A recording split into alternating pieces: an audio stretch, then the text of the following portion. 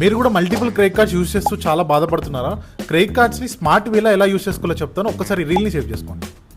First bank మన credit cards ఇస్తుందని చెప్పి ఇష్టం వచ్చినట్టు క్రెడిట్ కార్డ్స్ తీసుకోవద్దండి. క్రెడిట్ కార్డ్స్ తీసుకుంటే ఫ్యూచర్లో మీ దూల తీరిపోతుంది.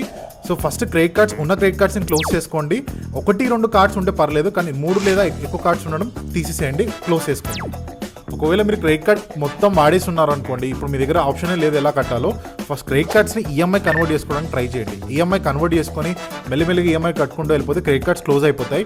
అండ్ అంతేకాకుండా క్రెడిట్ కార్డ్స్ రొటేషన్ చేయొద్దు. ఫస్ట్ ఈ కార్డ్ నుండి తీసి ఆ కార్డ్ పేమెంట్ చేయడం, ఆ కార్డ్ నుండి ఈ కార్డ్ పేమెంట్ చేయడం, అలాంటిది అస్సలు చేయకండి. ఎందుకంటే అలా చేస్తే డెప్ కన్సల్టేషన్ అంటాం కదా, బ్యాంక్స్ లోన్ కూడా ఇవ్వవు క్రెడిట్ కార్డ్స్ క్లోజ్ చేసుకోవడానికి.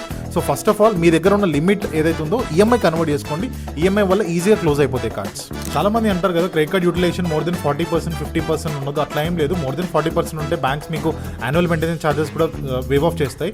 సో క్రెడిట్ కార్డ్స్ నార్మల్ మీరు ఎంతైనా యూస్ చేసుకోండి, కాకపోతే మీ రికరింగ్ ఎక్స్పెన్సెస్ ఉంటాయి కదా, డైలీ ఎక్స్పెన్సెస్, వాటిని క్రెడిట్ కార్డ్లో ఇంక్లూడ్ చేసుకోవడం ట్రై చేయండి.